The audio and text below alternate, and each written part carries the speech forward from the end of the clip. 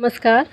हम RBSC syllabus कक्षा 9 की विज्ञान की बुक पढ़ रहे हैं और आज का हमारा अध्याय है 2 पदार्थ की संरचना एवं अणु। पदार्थ या द्रव्य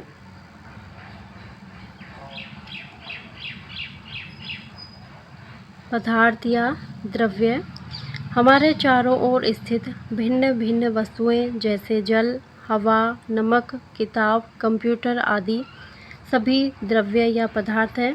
प्रत्येक वस्तु जो स्थान घेरती है जिसमें द्रव्यमान होता है एवं जिसे 5 ज्ञानेंद्रियों द्वारा महसूस किया जा सकता है वह द्रव्य या पदार्थ कहलाता है।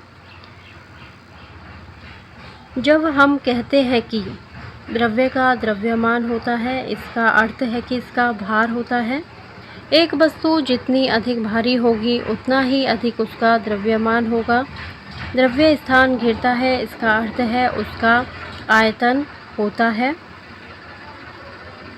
द्रव्य के गुणधर्म। द्रव्य के कणों के मध्य रिक्त स्थान होता है। ये पहला गुण है द्रव्य का कि इसके कणों के मध्य रिक्त स्थान होता है।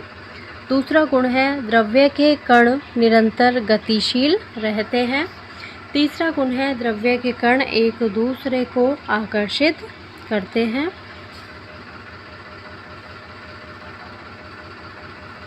द्रव्य के प्रकार। द्रव्य में उपस्थित अवयवों के आधार पर इन्हें 2 प्रकार में विभाजित किया गया है। शुद्ध द्रव्य।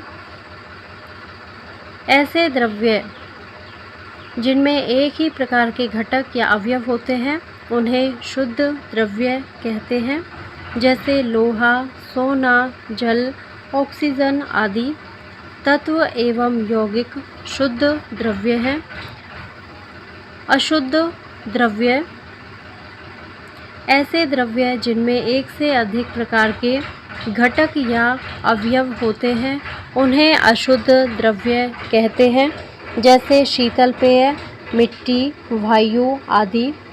मिश्रण अशुद्ध द्रव्य है।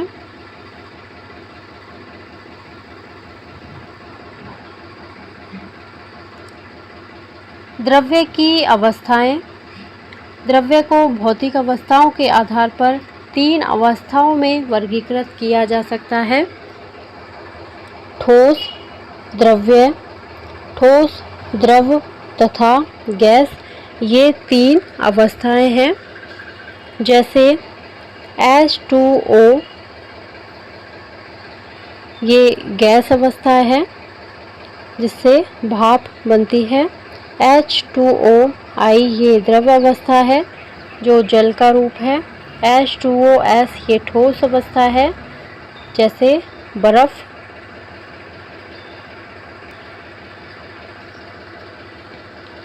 अब वैज्ञानिक 5 अवस्थाओं पर विचार कर रहे हैं। इसमें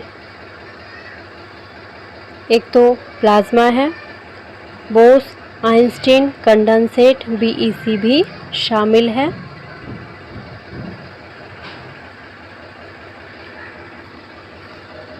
पदार्थ की अवस्थाओं के अभिलाक्षणिक गुण।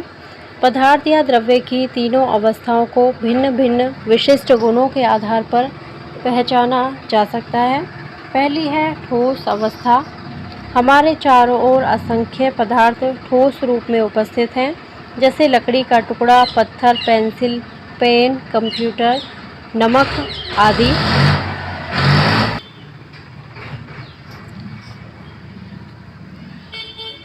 ठोस अवस्था के निम्नलिखित अभिलाक्षणिक गुणधर्म हैं। ठोस का आकार निश्चित होता है, ठोस का आयतन निश्चित होता है, ठोस का घनत्व अधिक होता है, ठोस में संपीड्यता नगण्य होती है, ठोस के कणों के मध्य उच्च अंतराणुक आकर्षण बल पाया जाता है, ठोस के कणों में विसरण अत्यंत कम होता है। दूसरी है द्रव अवस्था। जल, सरसों का तेल, मिट्टी का तेल द्रव के उदाहरण हैं। द्रव का आयतन निश्चित होता है परंतु इनकी आकृति निश्चित नहीं होती है। ये पात्र के अनुसार आकार ले लेता है। द्रव प्रवाह कर सकते हैं। द्रव को उड़ेला या फैलाया जा सकता है। द्रव के गुण ठोस और गैस के मध्यवर्ती होते हैं। द्रव अवस्था के निम्नलिखित अभिलाक्षणिक गुणधर्म हैं। द्रव का आकार अनिश्चित होता है। द्रव का आयतन निश्चित होता है।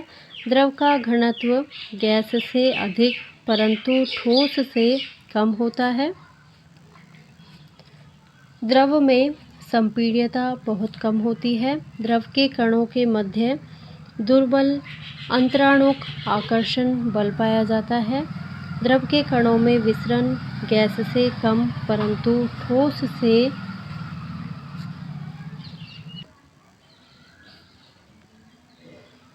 अधिक होता है। तीसरी अवस्था है गैस अवस्था। हमारे आसपास उपस्थित वायु गैस अवस्था का सर्वश्रेष्ठ उदाहरण है। अन्य उदाहरण हैं oxygen, nitrogen, organ, carbon dioxide आदि। गैस अवस्था के निम्नलिखित अभिलाक्षणिक गुणधर्म हैं। गैस का आकार अनिश्चित होता है। ये पात्र के आकार के अनुसार आकार ले सकती है।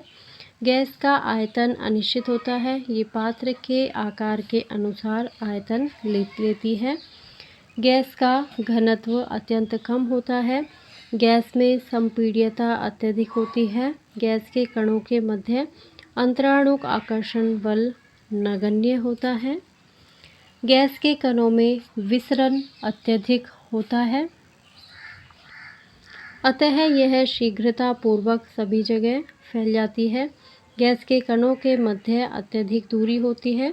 अधिक दाब लगाकर एवं ताप कम करके इन्हें समीप लाया जा सकता है एवं द्रवित किया जा सकता है। ईंधन के रूप में प्रयुक्त CNG का नाम संपीड़ित प्राकृतिक गैस है। LPG द्रवित पेट्रोलियम गैस है।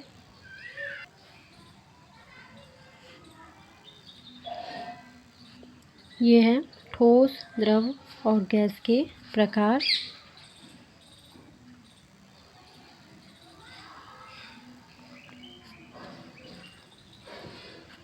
कणाद सिद्धांत।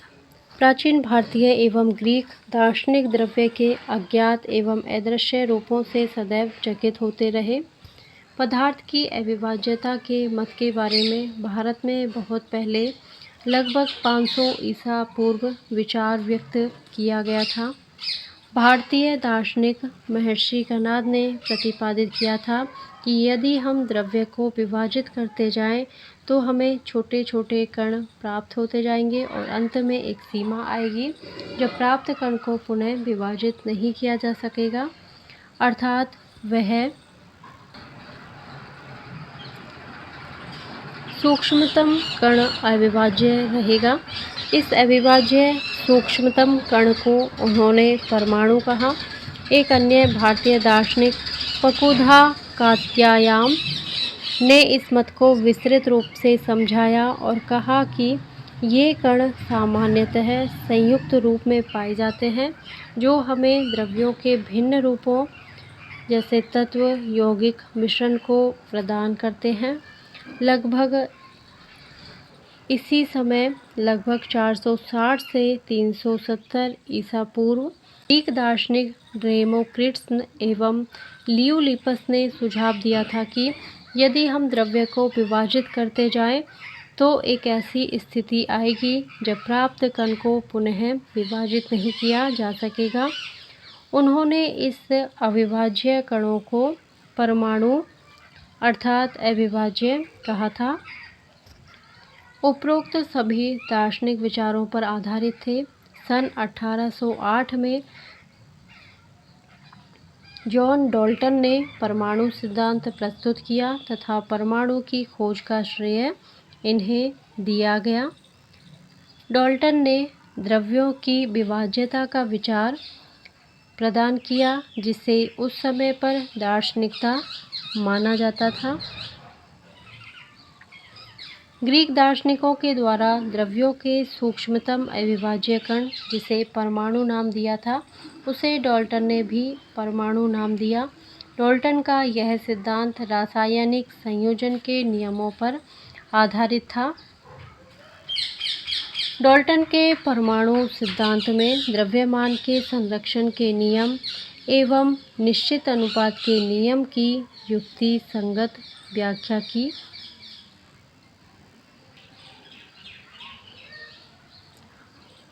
परमाणु डाल्टन के परमाणु सिद्धांत के अनुसार सभी द्रव्य, चाहे तत्व, यौगिक या मिश्रण हो, सूक्ष्म कणों से बने होते हैं, जिन्हें परमाणु कहते हैं। परमाणु अत्यंत ही सूक्ष्मतम कण होते हैं। इनका आकार लगभग 10-10 एम परास का होता है। अधिकांश तत्वों के परमाणु संयंत्र स्वतंत्र रूप से अस्तित्व में नहीं रह पाते। परमाणु अणु एवं आयन बनाते हैं। ये अणु अथवा आयन अत्यधिक संख्या में पुंजित होकर वह द्रव्य बनाते हैं जिन्हें हम देख सकते हैं, अनुभव कर सकते हैं अथवा छू सकते हैं।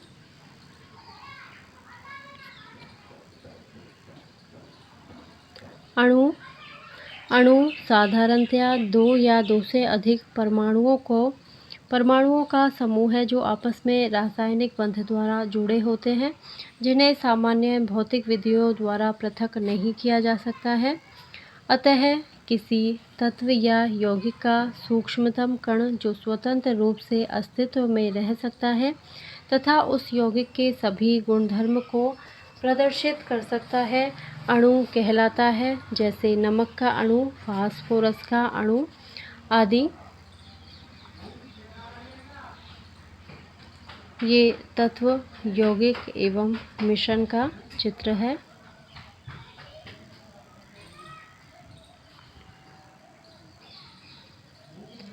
भौतिक और रासायनिक परिवर्तन।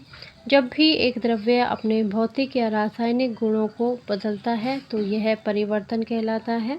जैसे रंग, गंध, अवस्था, प्रकृति, अणुसूत्र आदि। किसी भी प्रकार परिवर्तन होना एक क्रिया है। ये परिवर्तन 2 प्रकार के होते हैं। पहला है भौतिक परिवर्तन। ऐसे परिवर्तन जिनमें पदार्थ के रासायनिक गुण समान रहते हैं परंतु भौतिक गुणों में परिवर्तन हो जाता है, इन्हें भौतिक परिवर्तन कहते हैं। जैसे बर्फ को गर्म करने पर जल प्राप्त होता है। इसमें अवस्था ठोस से द्रव हो जाती है, परंतु रासायनिक दृष्टि से दोनों समान हैं, अर्थात दोनों का अणुसूत्र H2O है। H2OS जो कि परिवर्तित होकर H2OI यानी कि जल बनता है। रासायनिक परिवर्तन। एक मिनट रुको। H2OS यानी कि बर्फ़, ये ठोस रूप है जल का, जो कि परिवर्तित होकर यानी कि पिघलकर H2O लिक्विड L यानी कि जल बनता है। रासायनिक परिवर्तन। ऐसे परिवर्तन जिनमें पदार्थ के रासायनिक गुणों में परिवर्तन हो जाता है, अर्थात परिवर्तन के द्वारा नए रासायनिक पदार्थ का निर्माण होता है, उन्हें रासायनिक परिवर्तन कहते हैं। जैसे कार्बन को ऑक्सीजन में जलाने पर कार्बन डाइऑक्साइड प्राप्त हुई। यहाँ कार्बन ठोस अवस्था में एवं ऑक्सीजन गैस अवस्था में है। प्राप्त कार्बन डाइऑक्साइड गैस अवस्था में है। यहाँ अवस्था के साथ साथ रासायनिक सूत्रों में भी परिवर्तन हुआ है। CS+O2G जो कि परिवर्तित होकर CO2G यानी कि गैस बनता है। ये कार्बन ऑक्सीजन परिवर्तित होकर कार्बन डाइऑक्साइड बनती है। प्रस्तुत चित्र में कागज़ का फटना भौतिक परिवर्तन है, जबकि कागज़ का जलना रासायनिक परिवर्तन है।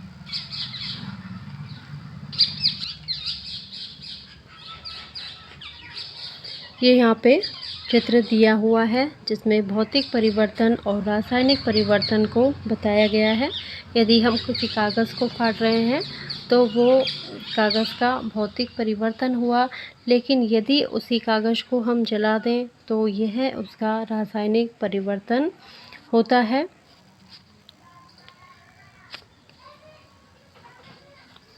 द्रव्य की अवस्था, परिवर्तन एवं प्रभाव। जब भी द्रव्य की अवस्था में परिवर्तन होता है तो मुख्यतः उनके कणों के मध्य की दूरी, कणों की ऊर्जा एवं कणों की स्थिति में परिवर्तन होता है।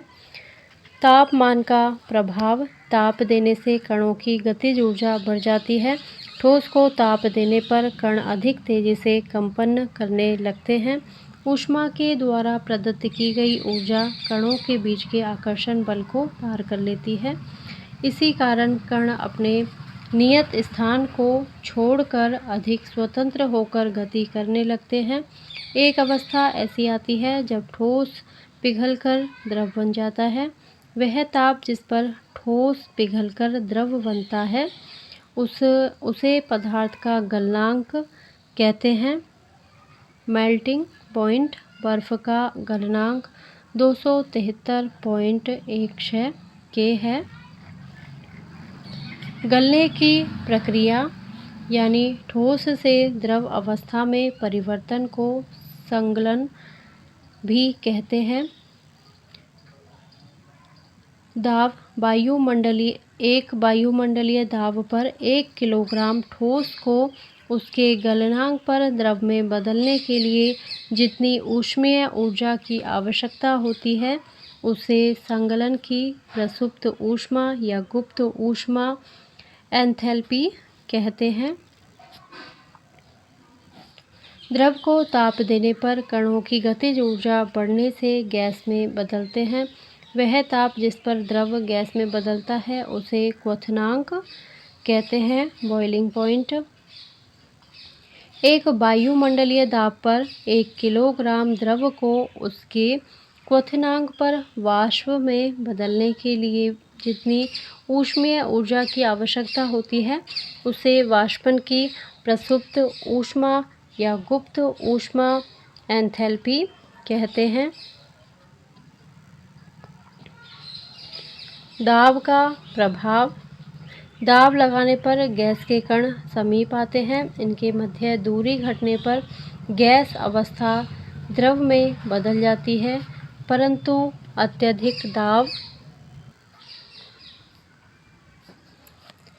लगाकर द्रव को ठोस नहीं बना सकते हैं क्योंकि द्रव में संपीड्यता अत्यंत कम होती है।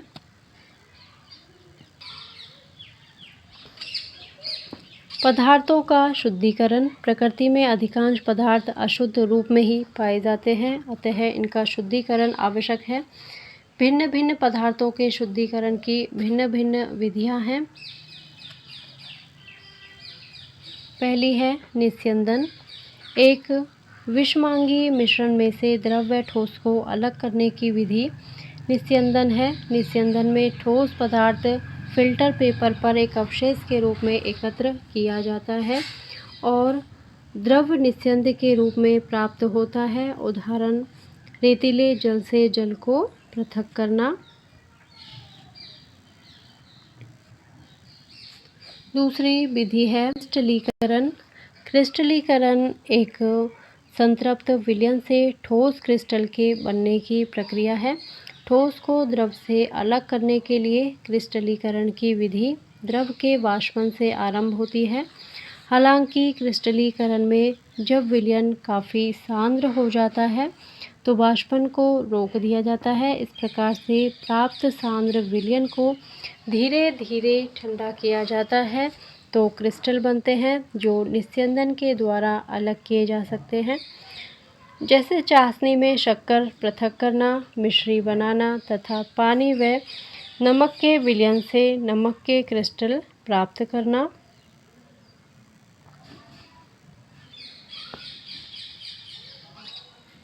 ऊर्ध्वपातन। कुछ ठोस पदार्थों को गर्म करने पर वे बिना द्रवित हुए सीधे वाष्प में परिवर्तित हो जाते हैं तथा वाष्प को ठंडा करने पर बिना द्रव में बदले पुनः ठोस में बदल जाते हैं। इस गुण को ऊर्ध्वपातन कहते हैं। जैसे नौसादर, आयोडीन, कपूर, नेफ्थलीन आदि ऊर्ध्वपातन का गुण दर्शाते हैं।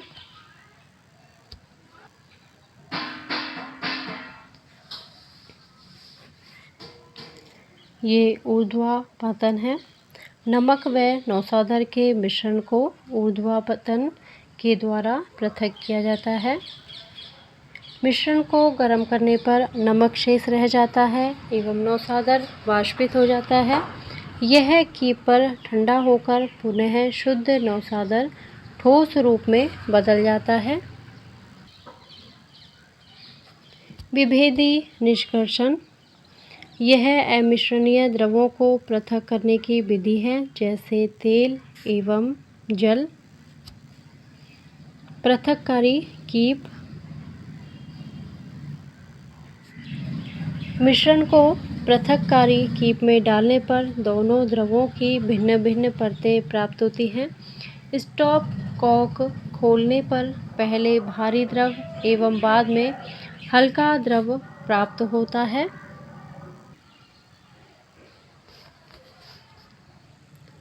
आसवन जब द्रव में घुलनशील ठोस उपस्थित हो तो मिश्रण को उबालने पर द्रव वाष्पित हो जाता है एवं वाष्प को ठंडा करने पर संघनन के कारण शुद्ध द्रव प्राप्त होता है। इस प्रक्रिया को आसवन कहते हैं। जैसे जल का आसवन आदि। अशुद्ध द्रव बाष्पन के द्वारा वाष्प बनता है और वाष्प संघनन के द्वारा शुद्ध द्रव बनता है।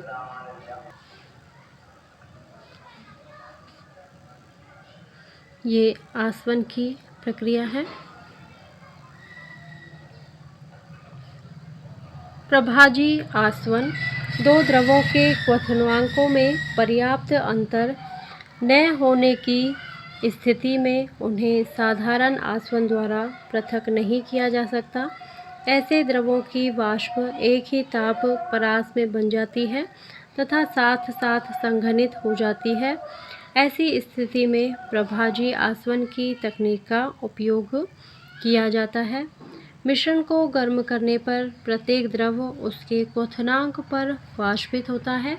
इनकी वाष्प को प्रभाज स्तंभ से गुजारकर संघनित करने पर भिन्न भिन्न द्रव प्राप्त होते हैं। पहले कम क्वथनांक वाला तथा बाद में अधिक क्वथनांक वाला द्रव प्राप्त होता है। उदाहरण पेट्रोलियम के प्रभाजी आसवन से भिन्न भिन्न अवयव जैसे पेट्रोल, डीजल, केरोसिन, वैसलीन आदि पृथक किए जाते हैं। ये प्रभाजी आसवन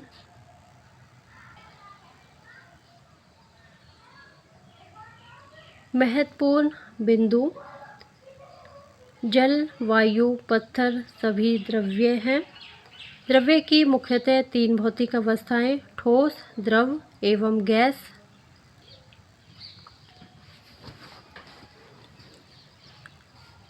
महर्षि कनाद ने सर्वप्रथम परमाणु की जानकारी दी। जॉन डाल्टन ने परमाणुवाद दिया। परमाणुओं के निश्चित अनुपात में रासायनिक संयोग से अणु बनते हैं। द्रव्य तत्व यौगिक व मिश्रण के रूप में पाए जाते हैं।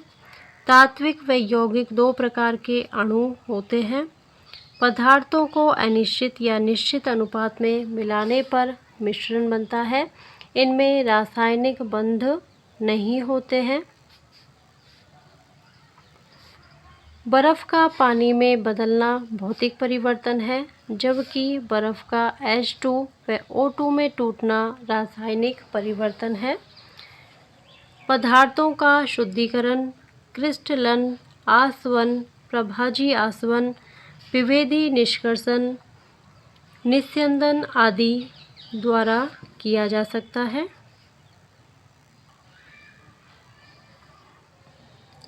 अब है अभ्यास प्रश्न जो कि आपको ये पाठ पूरा करके करने हैं। और इसी के साथ ही हमारा ये पाठ पूरा होता है। यदि आपको मेरा वीडियो पसंद आता है तो प्लीज़ इसे लाइक करें, शेयर करें और मेरे चैनल को सब्सक्राइब करें। Thank you.